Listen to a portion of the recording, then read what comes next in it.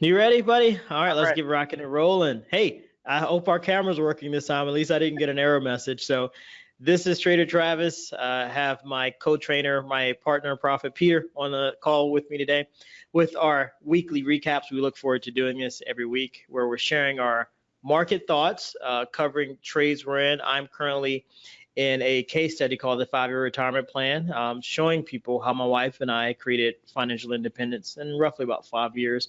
So I'm recreating that. Pierre also shares his trades. What he's doing is a early retired person who retired early with the confidence that he's going to be okay financially. So he shares some of his trades that he's making to produce income each month. And we will get started. Everything we're sharing is for educational and informational purposes only. Please seek qualified investment advice. I can't even say it without laughing.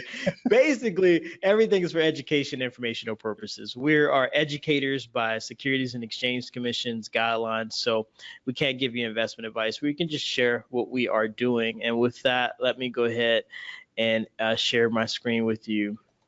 I'm going to share screen number 2. So I'm going to start with an interesting fact today. I'm learning from these guys, and they said I need to be more interesting. And my poor wife, not my poor wife, my wife hurt my feelings. I was like, hey, am I entertaining or interesting guy? She was like, no. I was like, seriously? Right? She just hurt my feelings. Only So wives they can were be that brutally honest with us. exactly right. So basically, don't bore people with education all the time. And oh, this was so sad, but it's so true when he said, and he proved it. He said, who makes the most money in society, entertainers or teachers? Yeah. Why do actors get paid millions of dollars to entertain us for an hour in a movie, but teachers, firemen, policemen, all these jobs that are definitely intrinsically more value than a movie actor, they get paid peanuts? That's the way our world is. And I'm like, wow, that's a very sobering truth to understand that. So he was saying it's not about education, and I'm thinking it's about education, needing more education. Like, no, people want to be entertained. Would it, if people come home from, I didn't even plan on saying all this, but if people come home, do they want to read a 1,000-page medical textbook that they're learning from school, or do they want to watch TV? I'm like, oh yeah, people want to watch TV. So I'm going to try to not bore you as much each week with education, education, education, and entertain you. So my interesting fact of the day is something called a nose Frida. So if any of you have young kids and you've ever heard of this is both the most disgusting and the absolute best invention ever. I pray the creators of this are millionaires. And if you've never heard of it, nose Frida, I think it's Frida. You can look it up on Amazon. What it does, you know what this does, Peter? It Sucks looks all the snot out of your nose. no, it sucks the snot out of your kids' noses. If you've ever had a kid and you try to get snot out with those little bulbs you squeeze, they're completely useless. But this thing is like a vacuum. And my kids actually, oh, and another thing, the bulbs, when you try to squeeze out your kid's nose, they're always like shaking their head. They can't stand it, right? It just is annoying. This thing, all 3 of my kids, I look forward to the day I don't have to use this anymore, but we still have one kid that's 3. It doesn't bother them. They always sit still and let me suck all the snot out their nose. Except with the bulbs, they never did that. For whatever reason, it just bothered them. But yeah, this thing is beautiful, and I just used it this morning for my son. It's still wet. I don't know. You can see it in the camera, but I We used washed to it out. just That's let why it it's wet. run down their nose. And Right? No, no. I don't know why. Maybe I'm like OCD, but I can't stand when they're like sniffing and like, I'm like, let me just get that out your nose. And they love it afterwards. So anyway, that's my entertaining fact of the day. Next week, I'll have something else for you. Next, I want to continue something I talked about last week. I sent out an email, public apology to Peter. Peter's like, oh, it's fun. So quick, short story, I'll summarize it. I sent out an email when my dad died. I talked about a conversation, or at least a conversation I remember we had us having, how I asked him, hey, can you lead this live call for me? And he was like, well, I'm kind of sick and this and that. And there's a lesson here because Peter's like, geez, I seem like a insensitive jerk or something. Your dad just died and I couldn't even lead a call. I was like, I didn't take it that way. And what I was telling Peter before we hit record was that I learned this, I think, from both T. Harv Eker, Millionaire Mind seminar, and something called Landmark Forum, where they said nothing has meaning except the meaning you give it. So one really tragic example is a woman in the conference I was in was, if kids are watching this, excuse me, but education for kids, she was raped by her brother when she was younger. And she defined and she gave it a certain meaning, and that meaning literally drove her life. Like, I won't explain how she was, but it was like once he uncovered the meaning she attached to that incident, like it all made sense. I'm like, wow, that's the way she is, because she attached this meaning to it. And the meaning was, I need to be tough and protect myself. And she was really butch, strong, this and that. So anyway, he was like, when in reality was, that's not what happened. The meaning that she gave it was not what happened. What happened was her brother took advantage of her, sexually. He said, nothing has meaning except the meaning you give it. So Peter attached the meaning of, I seem insensitive. And I was like, I didn't attach a meaning to that. I was just bummed out because he was sick and he couldn't do it. But then the meaning I attached to it was like, well, that's actually, he pointed out a flaw in myself. I was like, he is literally physically sick. He has something wrong with him. So he has a reason that he can't lead the call. I don't. I wasn't sick at all. Like, I was in perfect health, could have led the call. I was just being a coward, trying to shrink. Life was giving me a challenge. My dad died, and I was trying to shrink instead of having a stretching goal of let me step up, what I put in the email, grow up and show up. So I didn't attach any meaning to it, like, oh, he's insensitive. I was just kind of like bummed out. But then I was happy that he was sick, because I'm like, wow, it forced me to grow up and show up.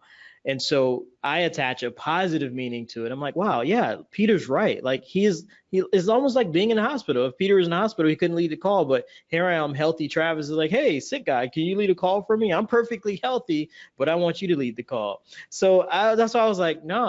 And Peter's right, though. You send it to 1,000 people, they're going to have 1,000 different meanings.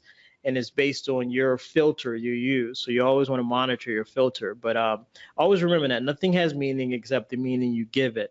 Really meditate on that. But there was a lesson in that.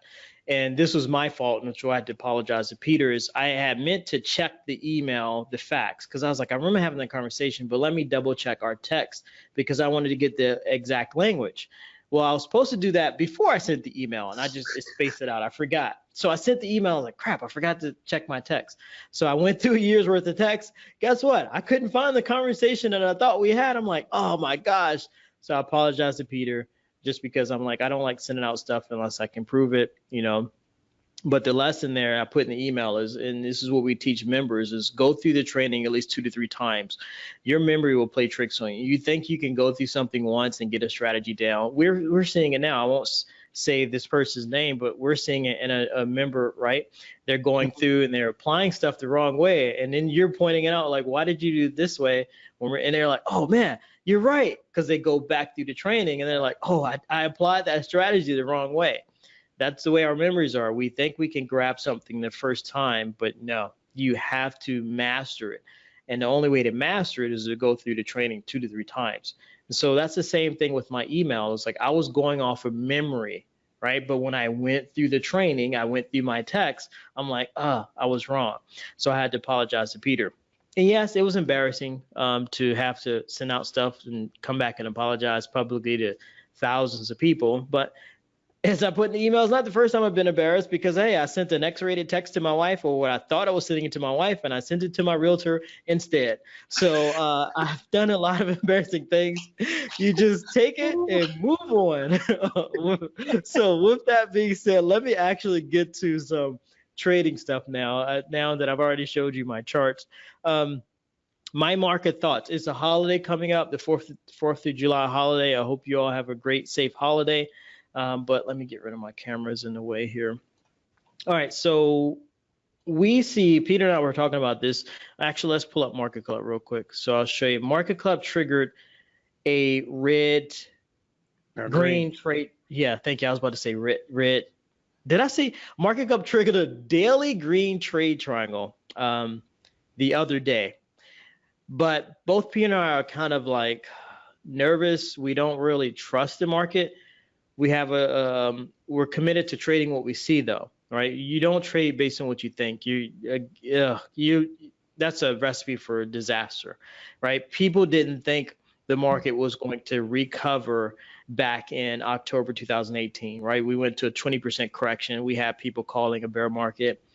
No one would have thought the market would have raged higher 30% after that, right? That's why you shouldn't trade what you think, because you can set yourself up for failure. No, just align yourself with whatever the market is doing and just trade accordingly. Now, how do I address my feelings? So with that being said, I'm trading when I see the market's going up. I got it all green, plus 100 on the S&P. All the trade triangles are saying, hey, the market's going up. So I'm going to trade in that direction, meaning I'm going to open strategies where I make money if the market goes up. But how I address my uneasiness or my distrust is, well, let me just risk less money, right? I'm trading what I see, but I don't trust the market, so let me risk less money. And I did that. I got back in some of my trades, but I got back in with less risk. And so now I feel comfortable. I'm trading what I see, and I have less risk. So I'm not all emotional and exiting trades based on emotion, which I did last week. But now I'm trading what I see. So let me look here. I'm looking at my notes here. I guess the only one last thing are trading for a living, not trading for a living, 5-year retirement plan case study was now in the beginning of July as of this recording. And I've already hit my income goals for the year. So my goal is to increase the account 60% for 5 years straight, starting with 10 grand. At the end of that, you have about a 6-figure account. And at that point, we were 2 people without kids. We could live off of that with our trading profits. So I've already increased my goal. So now I'm just kind of taking it easy for the rest of the year. I'll still open a few trades, but I'm not going to push myself because I don't want to give back all of this profit. I'm in a good position. The market has blessed me with great performance in the first few months of the year. So now I'm coasting. Now, that doesn't mean you should coast, because if I was behind on my goals for the year, I wouldn't stop trading, right? I'd still be in it, still placing trades because I have a goal I need to hit. But I'm in a fortunate position now where I can scale back, and I can take it easy for the rest of the year. If I wasn't coaching, I probably would take the rest of the year off and just vacation or do whatever, because we've hit our income goals, means we have our income we need for the year. But since I'm coaching, I'm always in the market, always making sure I'm there trading right alongside you, so that when you're going through things emotionally or you're having challenges with the market, I can best help you, because guess what? I'm going through the exact same thing. And that's, in my opinion, the job of a coach, to make sure that they always can meet you where you're at and then help you get to that next level. So with that being said, let me go ahead and turn the floor over to you, Peter. So I'm going to cover something real quick that I wasn't originally going to cover, and that's I'm just going to give you guys a little bit different perspective on how I'm doing based on what the market's doing. So this, I think, is what is a kind of a testament to how you can take the same principles in a system and apply them just a little bit differently and still have similar results, right? Obviously, I'm not seeing the results Travis is seeing because I haven't applied the system exactly the way Travis has. So that's one of the things. But when I look at the market and what it was doing, and I told Travis this, I said, yeah, I saw the green daily. I wasn't as confident in that green daily. And the main reason I wasn't that confident, oops, let me get SPY back up here. I don't know, my network is running super slow for some reason. So the main reason I wasn't confident is if we look back the last time the market all of a sudden jumped really high, we saw volume really well above the average, right? You can see it down here where my pointer is, which is June 20th.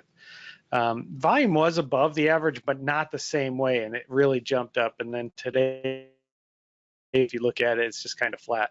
And then going into the holidays, I look at it as, there's not going to be a lot of volume. When the market doesn't have a lot of volume, it means whatever volume's out there is going to kind of manipulate it. So if there's a lot of negative people going into the holiday, they're going to manipulate the market in a direction that I may not be trading. So for me, I take a little bit more conservative approach, and I wait until next week to give me something a little bit more solid as far as a signal. If next week we continue our trend up, which is what the market is kind of telling us we want to do, then I will go ahead and enter my bullish positions, the same as kind of what Travis was talking about.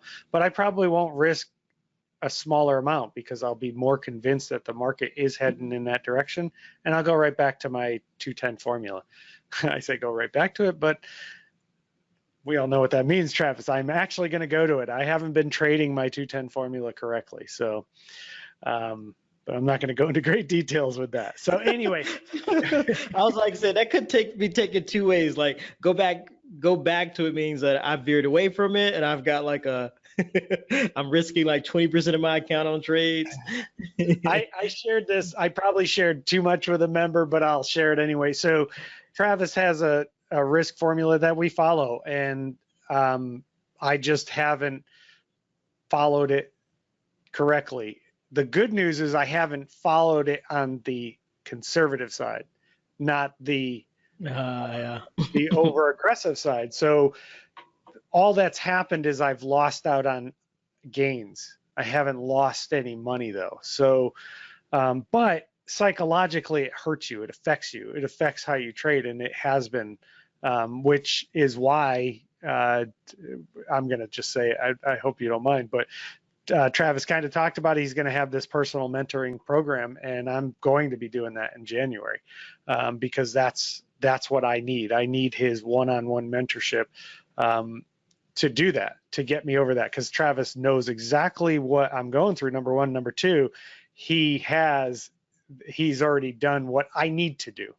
So so I'm going to have, so I'm super excited. It's called delayed gratification, folks. So if you see Travis's, if you have that opportunity to take a hold of that, but you have not planned it out. That's what I did. I really wanted to start it like this week, but I had to, one of the things that Travis has secretly taught me, I didn't even realize he was teaching me, but this is what happens when you hang around with the right people and you're constantly talking to the right people that have the right frame of mind. Travis has secretly taught me that I need to plan correctly. I can't just go after that bright, shiny object, which I'm so used to doing. And so I wanted to jump into his coaching program right away because I know the benefit I'm going to get from it. I'm so excited about it. But I also know I can't just scrap all the things I planned on doing. So January is a time frame when I can throw this in, and I know it's going to benefit me. So it's just that delayed gratification. When you finally purchase something after delaying that gratification, it's so much better than if you had purchased it initially. So I can't wait to get started. Anyway, kind of went off on a tangent. The only thing I was going to cover, we had a member ask this question. It has to do with my 80% rule, and it's our 80% rule. It's something we do with credit spreads. And we, the question was, hey, do I have to do 80% or can I do 60%? And that's a great question. Why do I need to do it at 80%? My answer to him was, no, you can do it at whatever percent you want. If you want to get out of your trades at a 50% profit, you can. But just be cautious of that, because if you are setting up your trade plan so that your exit goals for losses are at a 50% and your exit goal for profits are at a 50%, you could be kind of net zero, which isn't bad because you're not at negative net, but you could be at net zero if you just let your profits run higher than your losses, you'll be at a net profit. So one of the things we are going to do, I'm not going to go into great detail about the 80% rule in this because this is our weekly where we just want to give you guys the encouragement to show you what we're doing. But Success Academy members, we are going to cover, we have our live call tonight, and I am going to go into greater detail as to how I do not apply the 80% rule to my directional trades. They're only applied to my credit spreads, and we'll go into that in great detail. So, so I think it was Rob that asked me that question. If you watch this weekly recap, by the time you watch it, actually, we'll have already done the live call, and hopefully you're at the live call. If you're not, you'll see, go to the live call. You'll get your answer even in greater detail. The last thing I'm going to cover is just where I'm at with my trades. So I have a Facebook trade open. Oh, look at that. That's even better. Wow, it was only at a 34% gain this morning when I opened up. So it's at a 63. So I am just 17% away from closing that trade out if it happens. And Walmart is actually doing really well, and I am at a 50% gain. I do have my SPY long-term Buffett strategy still opened here. This is kind of a set it and forget it. One of the really cool things, I'll point this out again, this 305 call here, which has a boatload of time. It looks like it's a loss, right? So it shows it as a $134 loss. It's not. It's actually, that's 100% profit because I used all my credits to pay for my calls. So anything I make here is 100% profit. And that's a testament to your program, Travis, because you taught us that. I have my AT&T, last week, my AT&T cash secured put expired worthless because AT&T kind of jumped up in price. So I sold another one in the money at $34. That's higher than what it's trading at. The reason I can do that is if you look down here, I have 20 contracts of $35 puts. That's my protection. So even if I get assigned at $34 and AT&T decides to tank and I get scared and I don't follow my long-term investment plan for AT&T and I want to get out of it, I've got this trade with these cash secured puts are good for 563 days. So I could always get out of AT&T and keep all my money at less whatever I paid for this protection, which is drastically being reduced every time my cash secured puts don't get executed because I've already made like close to $700 in cash secured puts in the last few weeks. I'm hoping that it gets executed though. Just so you guys know, this has 10 days. I'm hoping it gets executed because I want to own, I wanted to bring my levels up to 2,000 shares. And I want to do it before the ex-dividend date, which I believe when I looked at it, I'm going to be cutting it close. If I don't, 1,500 shares will pay my dividend, but the 501. So anyway, that is where I'm at, Travis. That went longer than probably should have, but that's it. No, it was shorter than mine. Yeah, don't feel rushed. Take your time, buddy. People enjoy hearing your voice, so we're in no hurry. Well, I'm looking here. I think that is it. Any final takeaway you have? I know we have a live call tonight, so we have to manage our energy levels because we have to show up in a big way tonight. So I'm leading tonight. So, but it will make time for you to cover the 80%. It's not really a rule, but just one of the things, the art. It's the art of trading. Some things we've picked up from you. So we'll make time for that. You want to do it on this here? Yeah, I can splice it in. I'm gonna do edit. So we're just gonna do a quick edit real quick, everybody. I forgot. Okay. I told a Market Club Options member I'd answer a question for him or at least send it to Peter. Peter's specialty is cash flow strategy, aka credit spreads. I was gonna give you a hard time. You're like, oh, cash secured put. I was like, no, Peter is not called that. Oh, but anyway, right. My bad. So go ahead. You want to tackle that? Okay. Yeah. So there was a question on wanted to ask about vertical credit spreads. I read and found videos that stated that you can get assigned with the vertical spread put strategy.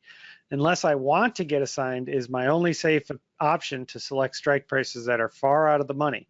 And should the trade turn against me, I would have to close the trade before the expiration date. Then again, I could get assigned any minute before expiration. So the first thing I will always say when it comes to selling strategies, if you do not want to get assigned, then you do not want to do selling strategies.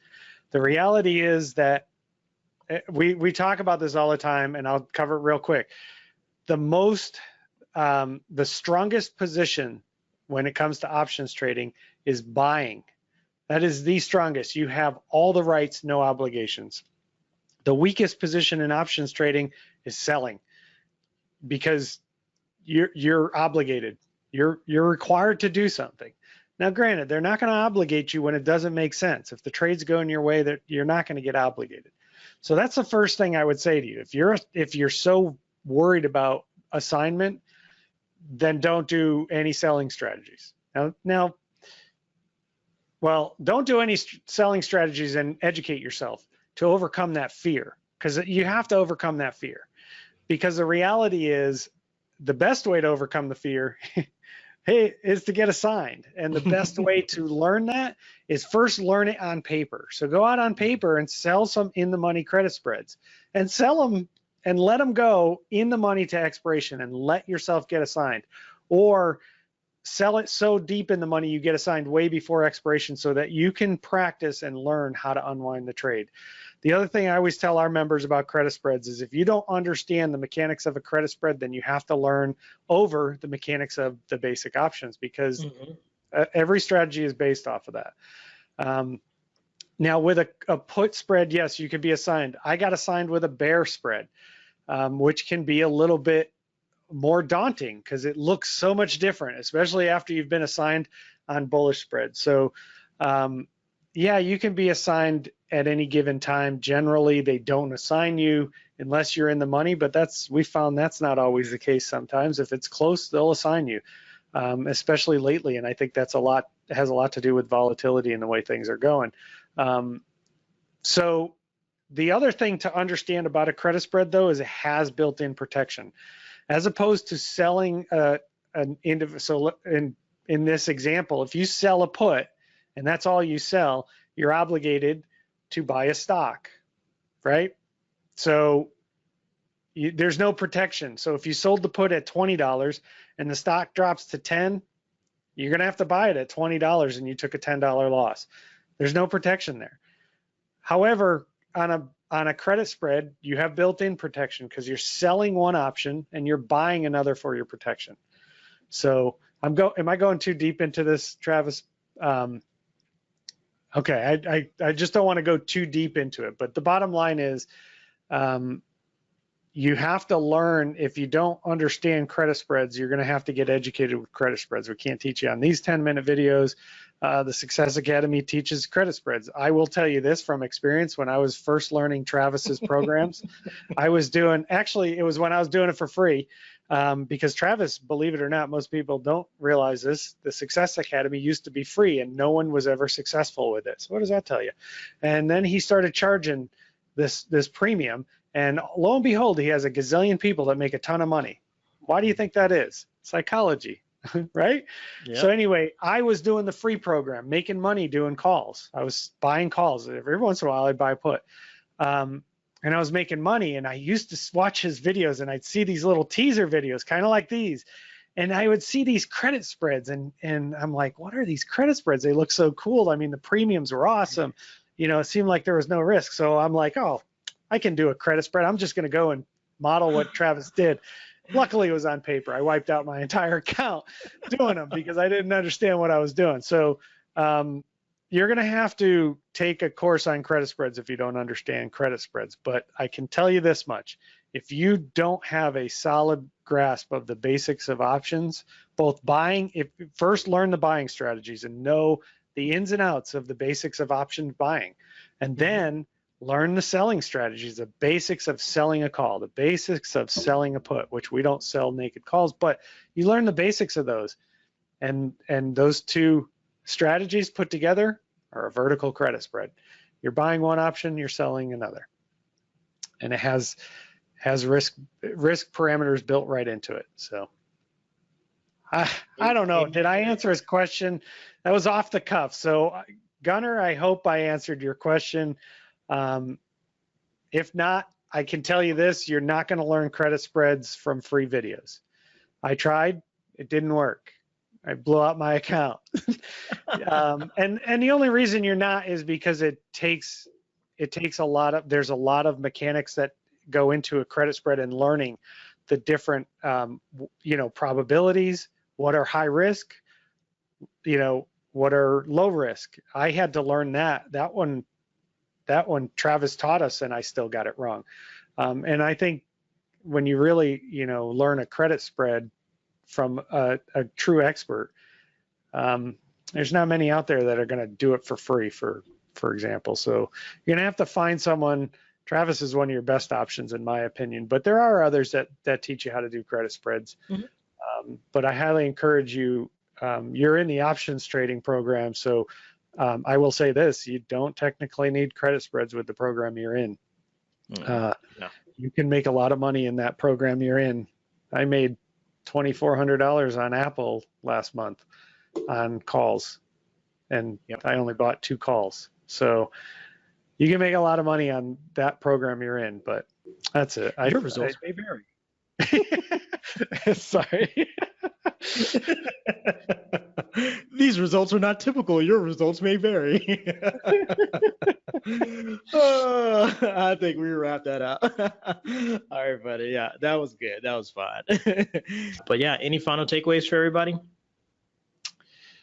Yeah, I need to have one because I never do. And I think the thing that stands out is kind of what I talked about last week too with mentors. The one important thing I forgot to cover about mentors is just understand that no one will ever come to you and ask you to be their mentor. And if they do, sometimes you got to wonder what their number one goal is. The reason I say that is because there's a lot of people that are close to me that they say certain things about me and my wife and our financial situation, good things, but no one's ever asked us how we did it. And my mom said to me the other day when I was with her, well, why don't you reach out to him and tell him you'd show him? And I said, well, that doesn't work. So really my final takeaway is if you want to grow as a person, I had to work hard to find Travis, and I've been so blessed and fortunate that I found him because he's made a world of difference on not only my life, but my family's life. So because it's made me a much better person. So it's made me a better person for my wife. It's made me a better person for my kids. And it's made me look at things a lot better. My dad's in the hospital right now, and instead of focusing on the negative of why he's in the hospital, I actually just have been focusing on the positive of him getting out of the hospital. And that's just because I hang around with people like Travis, and he ties me into systems and other people to read their books. So you really got to go find the right mentor, stay around positive people. If you like what we do and you want to do more, then you've got to figure out how to tie into Travis's system with the Success Academy. And if at first you can't, you don't give up. You keep trying. That's in reference to some negative email. I said, he's a scam. He's trying to lure me into his coaching. I'm like, hey, I'm luring you into his coaching. I'm trying to give you all this money each month. I'm like, really, God? I'd be lured into that all day long. So, well, anyway. Yeah, he lured me into his coaching that made me last week in 5 days, $270 with the click of a button. Took me 5 seconds to do. $270. I risked nothing. The trade I just placed was $366. I have nothing risked because I showed you my protection. I don't know how much more of a scam you guys are willing to get.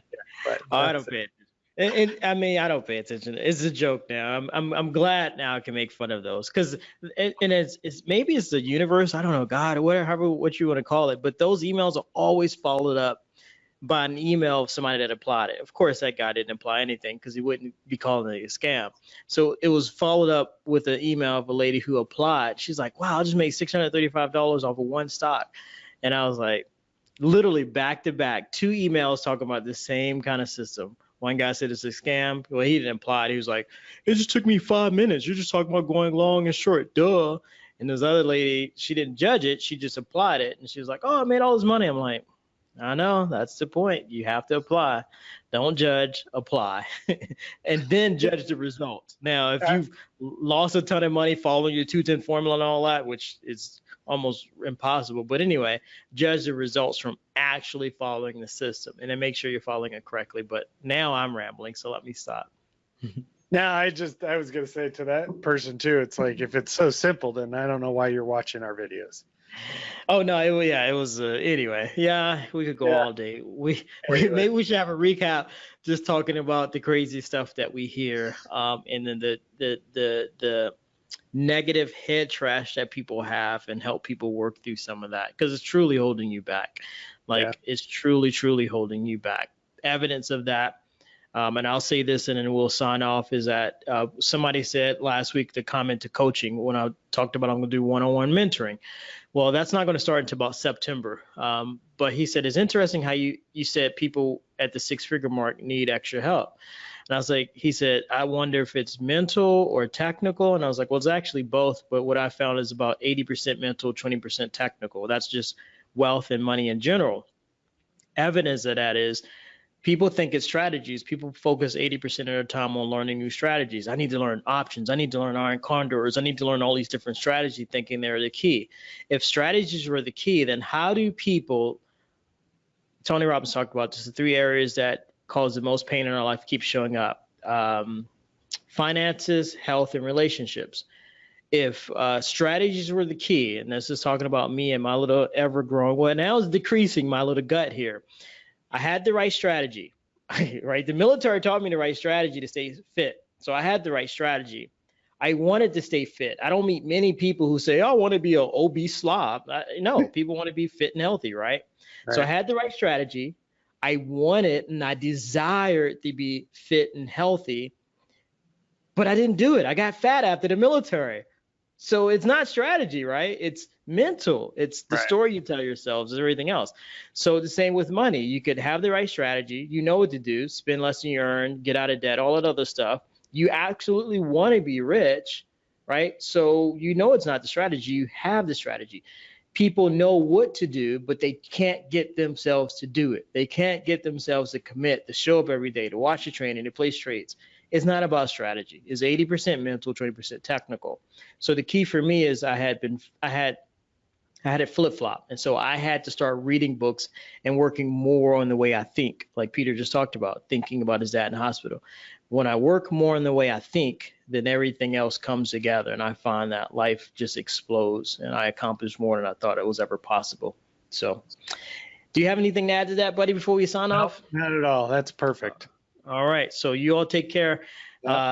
This probably went longer, but I hope you found some value in it. You all take care. We'll see you next week. And Success Academy members, can't wait to talk to you on our live call. All right. Bye-bye.